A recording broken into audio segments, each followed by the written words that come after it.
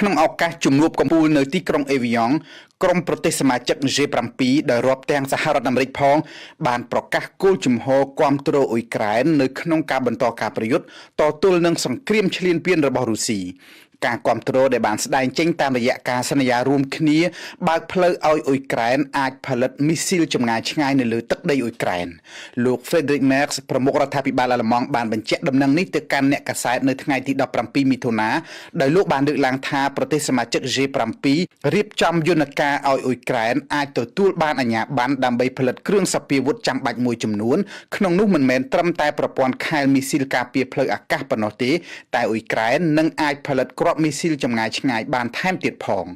លោកអធិការបតីអាល្លឺម៉ង់បានថ្លែងអំណរគុណផងដែរចំពោះលោកដូណាល់ត្រាំដែលបានគាំទ្រកិច្ចសហការនេះផ្អែកតាមលោក Friedrich Merz បច្ចុប្បន្នអឺរ៉ុបផលិតបានគ្រាប់មីស៊ីលចម្ងាយឆ្ងាយក្នុងចំនួនតិចតួចមិនទាន់គ្រប់គ្រាន់តម្រូវការទេដូច្នេះការអនុញ្ញាតផ្ដល់អាជ្ញាប័ណ្ណបន្ថែមទៅឲ្យក្រុមហ៊ុនឧស្សាហកម្មសព្វាវុធអ៊ុយក្រែននិងប្រទេសអឺរ៉ុបផ្សេងទៀតគឺនឹងមកចូលរួមបង្កើនទំហំស្តុកគូក៏សម្គាល់ថាឧស្សាហកម្មសព្វាវុធអ៊ុយក្រែនកំពុងតែស្ទុះរីកចម្រើនសមត្ថភាពយ៉ាងខ្លាំងនិងទទួលបានចំណាប់អារម្មណ៍ពីបណ្ដាប្រទេសអឺរ៉ុបក្រៅពីមានជំនាញកាន់តែស្ទាត់នៅក្នុងការផលិតដ្រូនអ៊ុយក្រែនបច្ចុប្បន្នក៏អាចផលិតមីស៊ីលចម្ងាយឆ្ងាយមួយចំនួនដែរដូចជាមីស៊ីល Flamingo និងមីស៊ីល Neptune ជាដើមដោយឡែកមីស៊ីលចម្ងាយឆ្ងាយខ្លះទៀតដូចជាមីស៊ីលបារាំង Scalp មីស៊ីលអង់គ្លេស Storm Shadow អ៊ុយក្រែនទទួលបានពីប្រទេសអឺរ៉ុបតែក្នុងចំនួនតិចតួចចំណែកមីស៊ីល Tomahawk វិញគឺសហរដ្ឋអាមេរិកមិនទាន់បានប្រគល់ឲ្យអ៊ុយក្រែនទៅតាមការសន្យាឡើយដូចគ្នាដែរអ៊ុយក្រែនធ្លាប់បានទទូចសំណូមពរសុំបន្ថែមនៅប្រព័ន្ធបាញ់និងគ្រាប់មីស៊ីល Patriot របស់អាមេរិកដើម្បីការពារប្រឆាំងនឹងការវាយប្រហារសឹងរាល់ថ្ងៃពីសំណាក់រុស្ស៊ីសូមបញ្ជាក់ដែរថាបញ្ហាការធ្លាក់ចុះនៅចំនួនស្តុកអាវុធគ្រាប់មីស៊ីលបានក្លាយជាចំណុចមួយគួរឲ្យព្រួយបារម្ភជាពិសេសក្រោយសង្គ្រាមនៅអ៊ីរ៉ង់បានផ្ទុះឡើងកងទ័ពអាមេរិកបានប្រើគ្រាប់អស់ច្រើនសន្ធឹកប្រទេសនៅតំបន់ឈូងសមុទ្រពាក់ក៏ដូចគ្នាដែរបានប្រើគ្រាប់មីស៊ីលអស់ច្រើនគ្រាប់ដើម្បីទប់ទល់នឹងមីស៊ីលក៏ដូចជាដ្រូនរបស់អ៊ីរ៉ង់ផ្អែកតាមមន្ត្រីទ័ពអ៊ុយក្រែនក្នុងពេលម្ដងដែលរុស្ស៊ីបាញ់មីស៊ីលមកគឺអ៊ុយក្រែនត្រូវបាញ់គ្រាប់មីស៊ីលប៉ាត្រីយុតចំនួនជាង20គ្រាប់ដើម្បីតាមស្ទាក់កំទេចកាលពីចុងខែឧសភាសារព័ត៌មានអាល្លឺម៉ង់បានចុះផ្សាយថាមានទាហានរុស្ស៊ីច្រើនរយនាក់បានទទួលការបង្ហាត់ហ្វឹកវើនដោយក្រុមអ្នកជំនាញកងទ័ពចិននៅថ្ងៃទី12មិថុនាដំណឹងនេះត្រូវបានមន្ត្រីស៊ើបការសម្ងាត់អឺរ៉ុបបញ្ជាក់ទទួលស្គាល់ការពិតប្រភពដដែលនេះអះអាងថាទាហានរុស្ស៊ីដែលចិនបណ្ដុះបណ្ដាលហើយត្រូវបានបញ្ជូនឲ្យទៅធ្វើសង្គ្រាមនៅអ៊ុយក្រែនមកពិសីលំអិតព័ត៌មានបន្ថែមដោយសុំមិនបញ្ចេញឈ្មោះមន្ត្រីម្នាក់នៃទីភ្នាក់ងារចារកិច្ចសហភាពអឺរ៉ុបបានបញ្ជាក់ប្រាប់ទីភ្នាក់ងារព័ត៌មានបារាំង AFP នៅថ្ងៃទី12មិថុនាថាគេពិតជាបានតាមដានដឹងថាមានទាហានរុស្ស៊ីច្រើនរយនាក់ទទួលបានការបង្វឹកពីកងទ័ពចិនពិតមែនហើយភាគច្រើននៃទាហានរុស្ស៊ីទាំងនោះដែលពេលដែលវឹកហាត់ចប់ត្រូវគេបញ្ជូនទៅកាន់សមរភូមិអ៊ុយក្រែនការថ្លែងបញ្ជាក់ពីមន្ត្រីអឺរ៉ុបនេះគឺបានឆ្លើយស្របទៅនឹងអ្វីដែលសារព័ត៌មានអាល្លឺម៉ង់ Die Welt បានចុះផ្សាយកាលពីថ្ងៃទី20ខែឧសភាកន្លងទៅការចុះផ្សាយនេះត្រូវបានធ្វើឡើងស្របពេលដែលលោកពូទីនធ្វើដំណើរទស្សនកិច្ចជួបលោកស៊ីជីនពីងនៅឯទីក្រុងប៉េកាំងដោយមិនបញ្ជាក់ប្រភពសារព័ត៌មានអាល្លឺម៉ង់បានផ្សាយថាមានទាហានរុស្ស៊ីច្រើនរយនាក់បានធ្វើដំណើរទៅចិនដើម្បីទទួលបានការបណ្ដុះបណ្ដាលវឹកហាត់កាលពីចុងឆ្នាំ2025ការវឹកហាត់នេះត្រូវបានធ្វើឡើងយ៉ាងហោចនៅទីតាំងចំនួន6ផ្សេងគ្នាដែលសុទ្ធតែជាទីតាំងនៃកម្មវិធីបណ្ដុះបណ្ដាលរបស់កងទ័ពប្រជាមានិតចិនយោងតាមកាសែតអាល្លឺម៉ង់ទាហានរុស្ស៊ីបានទៅហាត់រៀននៅចិនស្ដីពីជំនាញប្រើប្រាស់ប្រព័ន្ធវាយប្រហារដោយដ្រូននិងបច្ចេកទេសវាយប្រហារអេឡិចត្រូនិកដើម្បីប្រឆាំងនឹងដ្រូនរបស់សត្រូវព្រមទាំងការហាត់សមបច្ចេកទេសប្រយុទ្ធដោយប្រើបច្ចេកវិទ្យាទំនើបផ្សេងទៀតទាហានរុស្ស៊ីដែលទៅវឹកហាត់នៅចិនមានច្រើនឋានន្តរស័ក្តិនិងមានវ័យខុសៗគ្នាទាហានខ្លះគឺស្ថិតនៅក្នុងកងកម្លាំង Rubicon ដែលជាក្រុមប្រតិបត្តិការជំនាញពិសេសក្នុងបច្ចេកវិទ្យាដ្រូនកាសែត Die Welt បានអះអាងទៀតថាចប់ការវឹកហាត់នៅចិននេះទាហានរុស្ស៊ីខ្លះត្រូវគេបញ្ជូនឲ្យទៅធ្វើសង្គ្រាមនៅអ៊ុយក្រែនដោយអ្នកខ្លះបានសាក់ជាមេបញ្ជាការថែមទៀតផង គួរបញ្ជាក់ដែរថាការចុះផ្សាយរបស់សារព័ត៌មានអាល្លឺម៉ង់នេះគឺស្របទៅនឹងការលើកឡើងរបស់មន្ត្រីអាល្លឺម៉ង់ដែរលោក Mark Henrichman ប្រធានគណៈកម្មការត្រួតពិនិត្យចារកិច្ចនៃសភាអាល្លឺម៉ង់ធ្លាប់បានលើកឡើងថាក្រុមចារកិច្ចអាល្លឺម៉ង់បានសង្កេតឃើញយ៉ាងច្បាស់នៅចំណងសហប្រតិបត្តិការកាន់តែស្អិតល្មួតខ្លាំងឡើងរវាងចិននិងរុស្ស៊ីមិនថាក្នុងវិស័យសេដ្ឋកិច្ចនិងវិស័យកងទ័ពបើរាប់ចាប់តាំងពីឆ្នាំ2022មកយ៉ាងណាមិញសារព័ត៌មាន David បានចុះផ្សាយទៀតថាកាលពីឆ្នាំ2025មានទាហានចិនចំនួនប្រមាណ600នាក់ដែលត្រូវបានកងទ័ពរុស្ស៊ីបណ្ដុះបណ្ដាលនៅក្នុងជំនាញប្រើប្រាស់រថក្រោះរថពាសដែកកាំភ្លើងធំវិស្វកម្មកងទ័ពនិងប្រព័ន្ធការពារផ្លូវអាកាសនៅមកកាន់បំណងរបស់អ៊ុយក្រែននិងប្រទេសម៉ូលដាវីក្នុងការក្លាយជាសមាជិករបស់សហភាពអឺរ៉ុបនៅពេលនេះបានចាប់ផ្ដើមបើកជាផ្លូវការនៅដំណើរការឲ្យអ៊ុយក្រែននិងម៉ូលដាវីអាចក្លាយទៅជាសមាជិករបស់ខ្លួននៅពេលខាងមុខប៉ុន្តែតាមរយៈការបើកដំណើរការនេះគឺអ៊ុយក្រែននិងម៉ូលដាវីត្រូវបំពេញលក្ខខណ្ឌជាច្រើននៅក្នុងរយៈពេលជាច្រើនឆ្នាំទៅមុខទៀតដើម្បីអាចក្លាយជាសមាជិកសហភាពអឺរ៉ុបបានសហភាពអឺរ៉ុបបានចាប់ផ្ដើមដំណើរការចូលជាសមាជិកផ្លូវការសម្រាប់អ៊ុយក្រែននិងប្រទេសម៉ូលដាវីការចាប់ផ្ដើមជាផ្លូវការកាលពីថ្ងៃច័ន្ទទី15មិថុនាឆ្នាំ2026ដើមសប្តាហ៍នេះតម្រូវឲ្យប្រទេសទាំងពីរបដិញ្ញាចិត្តចំពោះកំណែទម្រង់នយោបាយរយៈពេលជាច្រើនឆ្នាំអ៊ុយក្រែនត្រូវតែចាប់ផ្ដើមដំណើរការដ៏ស្មុគស្មាញនេះគណៈខ្លួនបន្តប្រយុទ្ធប្រឆាំងនឹងការឈ្លានពានរបស់រុស្ស៊ីប៉ុន្តែទីក្រុងគៀវចាត់ទុកសមាជិកភាពសហភាពអឺរ៉ុបជាការធានាសន្តិសុខនិងជាទីពឹងសម្រាប់កិច្ចខិតខំប្រឹងប្រែងរបស់ខ្លួនក្នុងការចូលរួមជាមួយនឹងប្រទេសលោកខាងលិចក្នុងការរៀបចំព្រឹត្តិការណ៍នេះឧបនាយករដ្ឋមន្ត្រីអ៊ុយក្រែនលោក Taras Tachka បានចូលរួមសន្និសីទអន្តររដ្ឋាភិបាលមួយនៅក្នុងប្រទេសលុចសំបួរដែលបានបើកកិច្ចពិភាក្សាដើម្បីជួយទីក្រុងគៀវឲ្យស្របតាមច្បាប់ស្តង់ដារនិងតម្លៃរបស់ប្លុកដែលមានសមាជិក27ប្រទេសលោកបានប្រាប់អ្នកសារព័ត៌មានថាការឈ្លានពានប្រឆាំងនឹងអ៊ុយក្រែននិងការគម្រាមកំហែងប្រឆាំងអឺរ៉ុបគឺជាគោលនយោបាយចិនត្រៃរបស់រុស្ស៊ីដូច្នេះបានជាពួកលោកត្រូវរួបរวมគ្នានោះហើយជាមូលហេតុដែលពួកលោកត្រូវការចូលជាសមាជិកសហភាពអឺរ៉ុបឲ្យបានលឿននិងទូលំទូលាយទូយ៉ាងណាមានក្តីបារម្ភនៅក្នុងសហភាពអឺរ៉ុបទាក់ទងនឹងការត្រៀមខ្លួនរបស់អ៊ុយក្រែនក្នុងការចូលរួមព្រមទាំងផលវិបាកសន្តិសុខដោយសារចំនួនជាមួយរុស្ស៊ីនិងការភ្ជាប់ឧបសម្ព័ន្ធតំបន់ចំនួនឧបសម្ព័ន្ធតំបន់ចំនួន5ធ្វើឡើងដោយទីក្រុងមូស្គូផងការធានាសន្តិសុខល្អបំផុតសម្រាប់អ៊ុយក្រែនគឺការចូលជាសមាជិកនៃសម្ព័ន្ធយោធា NATO ប៉ុន្តែរដ្ឋបាលលោក Donald Trump នៅអាមេរិកបានទទូចថារឿងនោះមិនអាចកើតឡើងទេហើយរដ្ឋជាសមាជិកផ្សេងទៀតមានការប្រុងប្រយ័ត្នគណៈពេលដែលចំនួនជាមួយរុស្ស៊ីនៅតែបន្តនៅឡើយទូតនិកជនក្រុមប្រទេសដែលមានឧស្សាហកម្មរីកលូតលាស់ខ្លាំងទាំង7គឺប្រទេស G7 មានមេដឹកនាំកំពូលនៃប្រទេសទាំងនោះបាននឹងកំពុងជួបជុំគ្នាពិភាក្សានៅក្នុងប្រទេសបារាំងកិច្ចប្រជុំ G7 នៃឆ្នាំនេះត្រូវបានគ្របដណ្ដប់ដោយបញ្ហាអ៊ុយក្រែននិងបញ្ហាអ៊ីរ៉ង់ក្រុមមេដឹកនាំក្រុមប្រទេស G7 បានជួបជុំគ្នានៅជើងភ្នំ Alps នៃប្រទេសបារាំងសម្រាប់កិច្ចប្រជុំកំពូលប្រចាំឆ្នាំរបស់ខ្លួនមេដឹកនាំទាំងនោះនឹងដោះស្រាយបញ្ហាសកលរួមទាំងចំនួននៅមជ្ឈមបូព៌ានិងបញ្ហាអ៊ុយក្រែនផងដែរប្រធានាធិបតីបារាំងលោក Emmanuel Macron បានស្វាគមន៍មេដឹកនាំ G7 នៅក្នុងទីក្រុង Evian កាលពីថ្ងៃច័ន្ទដើមសប្តាហ៍នេះមេដឹកនាំក្រុមប្រទេសមានឧស្សាហកម្មរីកលូតលាស់ខ្លាំងទាំង7បានពិភាក្សាអំពីបញ្ហាប្រឈមសកលបច្ចុប្បន្ននៅក្នុងពិធីទទួលទានអាហារការងារពេលល្ងាចនៅពេលលោក Macron បានជួបជាមួយនឹងប្រធានាធិបតីអាមេរិក Donald Trump មុនពេលកិច្ចប្រជុំកំពូលលោកបានស្វាគមន៍កិច្ចព្រមព្រៀងរវាងសហរដ្ឋអាមេរិកនិងអ៊ីរ៉ង់លោក Macron បាននិយាយថាពួកលោកត្រៀមខ្លួនរួចជាស្រេចដើម្បីទទួលយកចំណែកដ៏ត្រឹមត្រូវរបស់ខ្លួននិងក្លាយជាផ្នែកមួយនៃការបដិញ្ញាចិត្តរបស់សហគមន៍អន្តរជាតិដើម្បីគាំទ្រកិច្ចព្រមព្រៀងនេះលោក Macron ក៏បាននិយាយផងដែរថាប្រទេសបារាំងត្រៀមខ្លួនរួចជាស្រេចដើម្បីបញ្ជូននាវាផ្ទុកយន្តហោះ Charles de Gaulle និងនាវាចម្បាំងទៅកាន់ច្រកសមុទ្រ Hormuz ក្នុងពេល2-3 ថ្ងៃទៀតកិច្ចប្រជុំរយៈពេល3ថ្ងៃនេះក៏នឹងផ្ដោតលើបញ្ហាសន្តិសុខសេដ្ឋកិច្ចដែរដូចជាការធ្វើពិពិធកម្មខ្សែច្រវាក់ផ្គត់ផ្គង់សម្រាប់រ៉ែសំខាន់ៗជាដើមប្រធានាធិបតីសហរដ្ឋអាមេរិកលោក Donald Trump បាននិយាយកាលពីថ្ងៃច័ន្ទ15មិថុនាថាលោកមានការសន្ទនាដ៏ល្អជាមួយលោក Vladimir Putin ប្រធានាធិបតីរុស្ស៊ីនិងលោក Volodymyr Zelensky ប្រធានាធិបតីអ៊ុយក្រែនកាលពីថ្ងៃអាទិត្យ14មិថុនាហើយមេដឹកនាំទាំងពីរហាក់ដូចជាបើកចំហក្នុងការធ្វើអ្វីមួយអំពីសង្គ្រាមនៅអ៊ុយក្រែនលោក Zelensky នឹងចូលរួមជាមួយនឹងក្រុមមេដឹកនាំ G7 នៅក្នុងទីក្រុង Evian លេបាំងនៅថ្ងៃអង្គារទី16មិថុនានេះសម្រាប់កិច្ចប្រជុំស្តីពីការកសាងសន្តិភាពនិងសន្តិសុខនៅអ៊ុយក្រែនទូរទស្សនិកជនកិច្ចប្រជុំ G7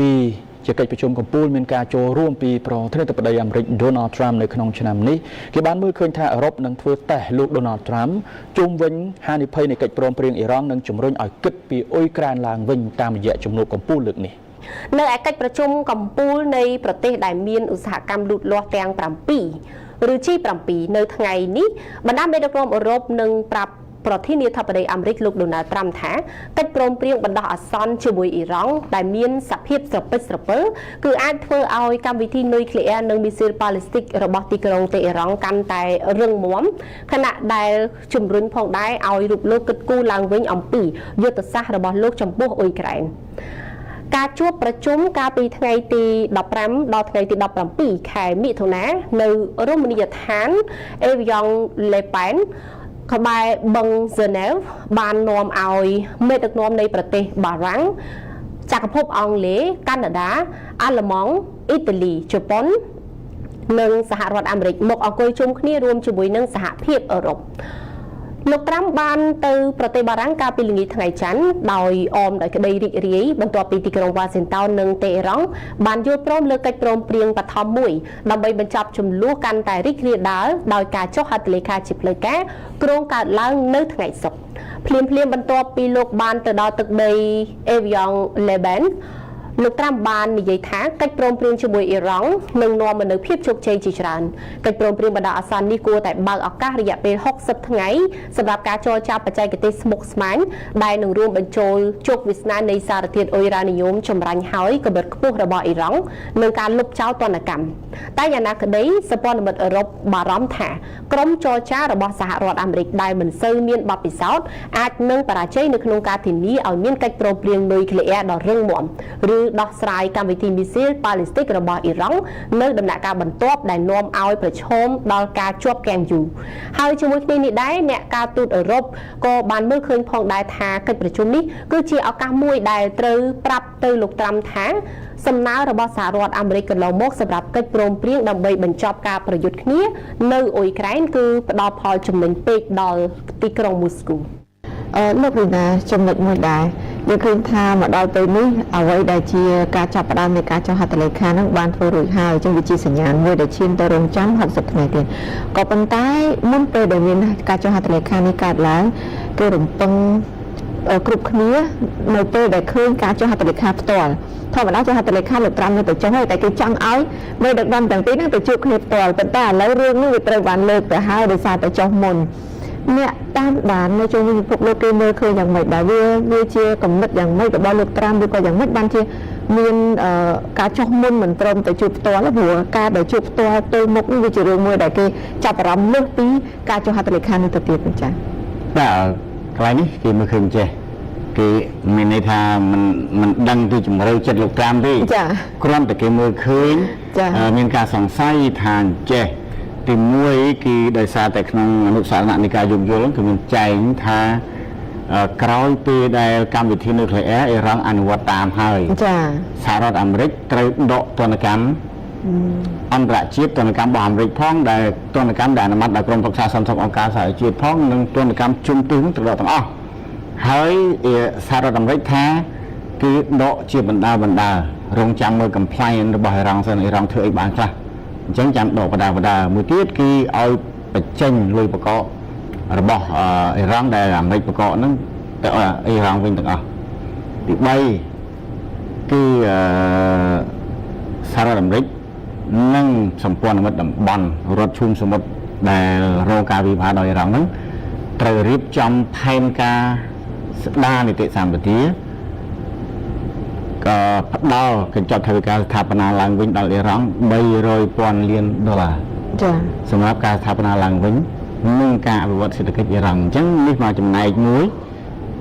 និងចំណុចនេះដែលគេថាឲ្យអ៊ីរ៉ង់ច្រើនពេកដែលក្រមសម្លេងភាគតិចគេហៅបពប្រឆាំងរបស់ខាងប្រជាធិបតេយ្យថាអាមេរិកច្បាស់ជាក្របើឲ្យគេម្លឹងចា៎ហើយមួយទៀតដែលជាចំណុចដែលគេមិនទិញដែលគេយល់ថាលោកត្រាំនៅស្ទាក់ស្ទើរឯកភាពហើយនៅពេលដែលគេស្ដីឲ្យច្រើនពេកបែបស្ទាក់ស្ទើរគេក្រោយពីដែលចុះហត្ថលេខាកិច្ចព្រមព្រៀងចុងក្រោយហ្នឹងគឺសហរដ្ឋអាមេរិកភ្លាមត្រូវចេញលិខិតអនុញ្ញាតឲ្យអ៊ីរ៉ង់លក់ប្រេងទៀតបាន ប៉ុន្តែមន្ត្រីអ៊ីរ៉ង់ថាអាមេរិកនឹងអនុញ្ញាតឲ្យអ៊ីរ៉ង់លក់ប្រេងទៀតបានក្នុងពេលកំណត់ណាមួយអញ្ចឹងចំណុចទាំងអស់ហ្នឹងហើយដែលមន្ត្រីសាធារណរដ្ឋមួយចំនួនដែលមានចរិតប្រឆាំងជាមួយនឹងអ៊ីរ៉ង់នេះថាឲ្យផ្ដល់សម្បត្តិច្រើនពេកgive up too much ណាលោកថាឲ្យអ៊ីរ៉ង់វាច្រើនពេកអញ្ចឹងมันអាចធ្វើអញ្ចឹងបានទេដូច្នេះក៏គេសង្ស័យថាដោយសារតែមានការស្ដីបន្ទោសជុំទិសអាចថាដកឃ្លាបន្តិចទោះបីចុះហត្ថលេខាហើយក៏ដោយព្រោះសំអាងថារឹតនៅក្នុងការចរចា60ថ្ងៃនេះអញ្ចឹងវាត្រូវពជាពេលឬក៏ត្រូវ derail ទៅបរាជ័យអីគឺនៅក្នុងនេះมันចាំបាច់ឲ្យធំដុំចាប់ដៃគ្នាអីធំដុំពេកទេនេះពីការមើលឃើញទេការមើលឃើញពីអ្នកតាមដានទេដោយសារมันដឹងពីជំរឿចិត្តនៃការសម្រេចចិត្តជាក់ស្ដែងទេប៉ុន្តែលោកជេឌីវ៉ានលោកបាននិយាយការពារថាការផ្ដល់សម្បទានណាមួយវាអាស្រ័យទៅលើការអនុវត្តរបស់អ៊ីរ៉ង់ហើយអាចថាអ៊ីរ៉ង់នឹងកែប្រែអិយាបថទៅថ្ងៃក្រោយអាចនឹងមានការចូលរួមប្រជុំក្នុងកម្រិតក្រុមប្រឹក្សាសេដ្ឋកិច្ចអីជាមួយនឹងបណ្ដាប្រទេសលោកខាងលិចយូរទៅអ៊ីរ៉ង់អាចផ្លាស់ប្ដូរទង្វើរបស់ខ្លួនអាចថាលែងជា arch enemy ដែលជាសត្រូវគឺចាត់នឹងគ្នានឹងវាកែប្រែនេះគឺខាងលោកជេឌីវ៉ានបានលើកឡើងអញ្ចឹងបើសិនជាយើងដើរហើយមួយខាងបាំងរបាំងមួយខាងអ្នកមើលគ្នាទៅអត់ផុតរបាំងមើលកាត់ហ្នឹងក៏វាមិនអាចត្រូវគ្នាបានដែរដូច្នេះគេគ្រាន់តែមានការសង្ស័យរបៀបនេះដែលថាលោកត្រាំនៅពេលដែលគេស្ដីបន្ទោសថាផ្ដល់សម្បទានច្រើនពេកគឺមានភាពស្ទាក់ស្ទើរហើយក៏ថាបើរៀបចំពិធីចុះហត្ថលេខាផ្លូវការអធិធម្មពេកហើយបែរជាដើរចេញពីកិច្ចព្រមព្រៀងហ្នឹងវាហាក់ដូចជាថាពិភពលោកមើលមកអាមេរិកហ្នឹងធ្វើស្អីក៏លេងដែរធ្វើស្អីក៏តែលោកណាពេលលោកដូណាល់ត្រាំសញ្ញេនៅមុខលោកម៉ាក្រុងហើយធ្លាប់តែពីរនាក់ស្ទប់បច្ច័យប្រចាពាក្យសម្ដីគ្នាដែរមានប្រតិកម្មឬក៏លោកម៉ាក្រុងមានបង្ហាញពីទស្សនៈអីយ៉ាងម៉េចលោកដូណាល់បាទក្រោយភ្លាមដែលលោកចាប់ពិធីខួបកំណើតគេមិនរំពឹងផងទេថាលោកត្រាំទៅកាន់ចូលរួមក្នុងកិច្ចប្រជុំកំពូល G7 បាទប៉ុន្តែគេប្រើពាក្យថា emerge from Iran crisis លោកបែរជាបង្ហាញខ្លួនភ្លាមនៅក្រៅពេលដែលចាក់ចេញពីវិបត្តិអ៊ីរ៉ង់ទៅអញ្ចឹងលោកហាក់ដូចជាសប្បាយចិត្តហាក់ដូចជានិយាយច្រើនសប្បាយចិត្តជាមួយប្រធានាធិបតីបារាំងដែលជួបប្រស័យតាក់ទងជាមួយនឹងមេដឹកនាំរបស់ខាងអឺរ៉ុបនិងមេដឹកនាំ G7 ហ្នឹងរហូតដល់ប្រទេសទាំងអស់នៅក្នុងកិច្ចប្រជុំកំពូលដែលមានវត្តមាននៅទីនោះគឺហាក់ដូចជាគេហៅថាលើកពីរបៀបវារៈរុស្ស៊ីអ៊ុយក្រែនមកដាក់ចូលក្នុងរបៀបវារៈលោកត្រាំដែលបានលើកទឹកចិត្តថាគឺមានតែត្រាំទេដែលអាចជួយសម្របសម្រួលបានលោកត្រាំក៏និយាយបែបលេងសើចថារឿងគឺអស់សំណើចមួយរយៈនេះក៏មិនធម្មតាដែរព្រោះធ្វើឲ្យមានការភាពស្មុគស្មាញដល់ពិភពលោកអញ្ចឹងអ្វីដែលគេមើលឃើញគេយល់មកផ្នែកទៀតថាលោកត្រាំគឺចង់បន្ធូរតែសម្ពាធសេដ្ឋកិច្ចប៉ុណ្ណឹងទេចង់សម្រាលសម្ពាធសេដ្ឋកិច្ចប៉ុណ្ណឹងទេដែលហើយនឹងសន្សំការអនុវត្តមិនល្អណាមួយរបស់អ៊ីរ៉ង់ទម្លាក់មកវិញចុះអ៊ីរ៉ង់វិញមួយរយៈនេះមានសារចំណុចសំខាន់អ្វីទេជាពិសេសក្រោយពីលោកដូណាល់ត្រាំបានចុះហត្ថលេខាមានចំណុចខ្លះដែលលើកឡើងដោយលោកហូសិនរេសេទីប្រឹក្សាជាន់ខ្ពស់របស់អាយ៉ាតូឡាមុជតាបាខាមេនីគឺបានសរសេរថាប្រទេសអ៊ីរ៉ង់ដ៏អស្ចារ្យគឺបានធ្វើឲ្យបិសាចពិភពលោកលុបជង្គង់ហើយអធិពលរបស់ខ្លួនត្រូវរាយប៉ាយគ្រប់ទិសទីមានន័យថាពីមុនមកវានៅមកចកោមតែឥឡូវហ្នឹងគឺថារាយប៉ាយគ្រប់ទីកន្លែងអញ្ចឹងភាគនេះបើយកមកគិតក៏អាមេរិកឈឺក្បាលដែរបិសាចពិភពលោកវាលុបជង្គង់ទៅហើយពាក្យធ្ងន់ដែរការប្រមូលផ្ដុំអំណាចរបស់គេឬក៏អធិពលរបស់គេត្រូវខ្ចាត់ខ្ចាយរាយប៉ាយអស់ហើយលោករេស៊ីនេះគឺនិយាយច្រើនណាស់តាក់ទងទៅនឹងការបង្អាប់អាមេរិកកន្លងមកសូម្បីតែប្រធានសភារបស់អ៊ីរ៉ង់ក៏និយាយដែរថាវាជាកិច្ចព្រមព្រៀងដែលបង្ហាញថាជាឯកសារចុះចាញ់គឺអ៊ីរ៉ង់ជាអ្នកឈ្នះបន្តមកទៀតក៏មានមន្ត្រីអ៊ីរ៉ង់ជាច្រើនគេនិយាយតែគេពីប្រៀបឈ្នះ គឺអាចដឹងបានហើយថាមហាអំណាចអស្ចារ្យលើពិភពលោកលំដាប់ទី1ទាំងសេដ្ឋកិច្ចនិងសន្តិភាពហ្នឹងគឺមានតែប៉ុណ្្នឹងទេបាទអាចធ្វើអីអ៊ីរ៉ង់បានទេអញ្ចឹងអ៊ីរ៉ង់មិនចោះញោមជាមួយនឹងសត្រូវរបស់ខ្លួនទេប៉ុន្តែជាផ្លូវការវិញប្រធានាធិបតីអ៊ីរ៉ង់ម៉ាស៊ូត ពេសេស្គៀនរដ្ឋមន្ត្រីការបរទេសរបស់អ៊ីរ៉ង់ជាផ្លូវការតែនិយាយថាអ៊ីរ៉ង់ត្រូវតែការពារសិទ្ធិរបស់ខ្លួនគ្រប់យ៉ាងមិនអាចចរចាក្នុងបរិយាកាសចាញ់ប្រៀបមិនអាចចរចាក្រោមការសម្លុតគម្រាមទេគឺថាចរចាដោយការគោរពគ្នាទៅវិញទៅមកក៏អង្គុយជជែកគ្នាដោយការគោរពគ្នាទៅវិញទៅមកមិនមែនឯងអង្គុយតុកខ្ពស់ខ្ញុំអង្គុយតុកក្រោមទេគឺស្មើមុខស្មើមាត់ទាំងអស់គ្នានេះគឺជាភាសាការទូតផ្លូវការប៉ុន្តែកម្រិតទីប្រឹក្សានិងមន្ត្រីជាន់ខ្ពស់ផ្នែកយោធាជាដើមនិយាយបាត់ណាក៏ពួកនឹង surrender ដែរគឺ surrender document គឺជាឯកសារនិយាយពីការចុះចាញ់របស់សត្រូវនេះគឺខាងមន្ត្រីយោធាហើយនឹងមន្ត្រីជាន់ខ្ពស់ផ្នែកសាសនាជាដើមតែបើថ្នាក់ដឹកនាំដូចជាប្រធានាធិបតីរដ្ឋមន្ត្រីការបរទេសនិយាយភាសាផ្លូវការភាសាការទូតនោះគឺក្នុងកម្រិតថាគឺមិនទទួលយកសម្ពាធមិនចូលរួមចរចាក្នុងបរិយាកាសគម្រាមកំហែងដោយមិនស្មមុខស្មមាត់ទេចាលោករីណាអញ្ចឹងយើងឃើញថាសម្រាប់មជ្ឈដ្ឋានខាងក្រៅវិញមេដឹកនាំបណ្ដាប្រទេសផ្សេងៗគេមានលើកឡើងយ៉ាងណាដែរក្រៅពីបារាំងបានជួបផ្ទាល់និយាយផ្ទាល់ហើយឃើញលោកតាមចុះហត្ថលេខាចុះបណ្ដាមេដឹកនាំប្រទេសផ្សេងៗវិញគេសាទរយ៉ាងម៉េចវាក៏គេមានការលើកឡើងយ៉ាងម៉េចដែរជុំវិញការព្រមព្រៀងគ្នារហូតដល់ចុះហត្ថលេខាលឿនជាងការរំពឹងទុកបែបនេះចា៎បាទមេដឹកនាំផ្សេងសូម្បីតែនៅក្នុងជំនួបកម្ពុជា G20 ចា៎ក៏ជាការអបអរសាទរ hail មានន័យថាគេ hail ទៅដល់ជំនុំហ្នឹងហើយគេអបអរសាទរនឹងឯកសារដែលសម្រេចបានហើយនឹងត្រូវបានចុះហត្ថលេខាជារួមទៅគឺគ្រប់ប្រទេសទាំងអស់គេថាវាជាភាពធូរស្រាលមួយជាសញ្ញានៃភាពធូរស្រាលនៃបន្ទុកសេដ្ឋកិច្ចសកលហ្នឹងដែលរូបរឹតទៅដោយវិបត្តិប្រេងប៉ុន្តែគ្រាន់តែអ្នកជំនាញខ្លះបានមើលឃើញថាសង្គ្រាមជិត4ខែសង្គ្រាមជាង1ខែភាពតានតឹងបូកគ្នាទៅគឺជិត4ខែនេះបានធ្វើឲ្យសេដ្ឋកិច្ចសកលហ្នឹងគេ upend global economy មានន័យថាធ្វើឲ្យកលាប់ចាក់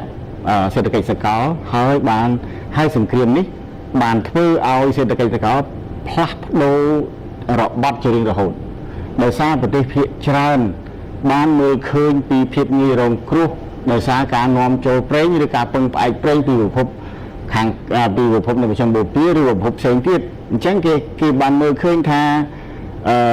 ការពឹងពាក់អាស្រ័យបែបនេះវានឹងរងគ្រោះដែលមានថ្ងៃក្រោយទៅតំបន់ផ្សេងទៀតដែលជាទីពឹងពំនាក់របស់ខ្លួននៃការនាំចេញហ្នឹង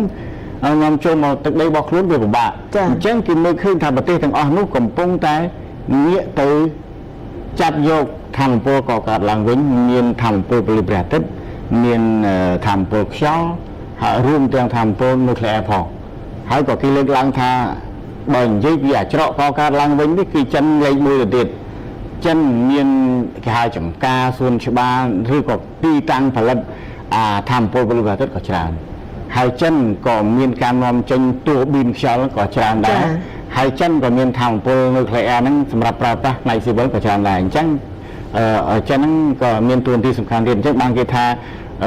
ប្រភពសេដ្ឋកិច្ចវាអាចពឹងផ្អែកវាមានន័យថាវាដូរលែងមានការនាំចេញច្រើនអញ្ចឹងពឹងផ្អែកច្រើនអញ្ចឹងទំហំច្រើនអញ្ចឹងតែមានរងគ្រោះគឺប៉ះពាល់ទៅពិភពលោកអញ្ចឹងប្រទេសផ្សេងៗនឹករកថាវាជាចំណែកមួយនៃពាណិជ្ជកម្មរក្សាបានក្នុងកម្រិតណាមួយប៉ុន្តែនៅក្នុងស្រុកក៏គេមានប្រភពធម្មពលដើម្បីផ្គត់ផ្គង់ខ្លួនឯងដែរម្យ៉ាងវិញទៀតក៏គេមើលឃើញថាតម្លៃទំនិញការកើនឡើងនៃតម្លៃទំនិញស្បៀងអាហារដឹកជញ្ជូននៃដើមនេះវាមិនអាចចុះភ្លាមទេវាត្រូវតែពេលវេលាវាចុះបន្តិចម្ដងហើយសូម្បីតែគេហៅគន្លងនៃខ្សែច្បាប់ផ្គត់ផ្គង់នេះវាបោអស់ហើយវាបែលអស់ហើយអញ្ចឹងវាត្រូវការសារ៉េក៏ត្រូវការពេលវេលាដែរនេះគឺជាផលលំបាកដែលកើតឡើងហើយទោះជាមិនមែនជា study case ក៏ដោយវាគ្រាន់តែថាវាបាត់ពិសោធន៍ដ៏ជូរចត់នេះធ្វើឲ្យប្រទេសដទៃងាកមកគិតពីការធម្មពលកកើតឡើងវិញដែលប្រទេសនានាកំពុងតែ បាននឹងកំពុងចាប់អារម្មណ៍និយាយអំពីថាមពលកកើតឡើងវិញជាចំណែកសំខាន់ហើយក៏វាងាកចេញពីឥន្ធនៈ fossil ដែលគេតែងតែថាកុំប្រើឥន្ធនៈ fossil ច្រើនគឺត្រូវប្រើថាមពលកកើតឡើងវិញដែលវាមិនប៉ះពាល់បរិស្ថានផងប៉ុន្តែគ្រាន់តែថាវាត្រូវការចំការធំដែលអាចជួយទ្រទ្រង់នៅវិស័យនេះវិស័យថាមពលកកើតឡើងវិញដូចជាថាមពលព្រះអាទិត្យថាមពលខ្យល់ដែលត្រូវការទូប៊ីនយកទៅបំពាក់នៅកណ្ដាលសមុទ្រអីជាដើមដើម្បីយកទាញយកថាមពលមកប្រើប្រាស់នោះចាស្ថានភាពនេះហាក់បីដូចជាវិញ្ញាសាមួយសម្រាប់ពិភពលោកនិងបណ្ដាប្រទេសមួយចំនួនពង្រឹងខ្លួនឯងហើយគិតទៅលើការផ្គត់ផ្គង់ប្រភពធម្មពលដោយខ្លួនឯងសម្រាប់ទ្រទ្រង់ប្រទេសនីមួយៗដែរចាហើយយើងចាំមើលបន្តទៀតតើរយៈពេល60ថ្ងៃក្រោយពីចុះហត្ថលេខានោះជំហានពីមួយថ្ងៃទៅមួយថ្ងៃនោះមានការប្រែប្រួលយ៉ាងណាពីព្រោះថារយៈពេលបានដាក់កំណត់ហើយក៏ប៉ុន្តែភាពផុយស្រួយឬក៏ការប្រែប្រួលនោះគឺអត់ទៀងអញ្ចឹងមានតែរងចាំមើលបន្តទៀតថាតើទាំងសហរដ្ឋអាមេរិកទាំងអ៊ីរ៉ង់នឹងឈានដល់ដំណាក់កាលបានជោគជ័យដោយការរំពឹងទុករបស់ខ្លួនឬក៏យ៉ាងណាហើយពិភពលោកក៏គេកំពុងរងចាំមើលបន្តទៀតដែរអរគុណលោករីណាសម្រាប់ការចូលរួមនៅព្រឹកនេះចា៎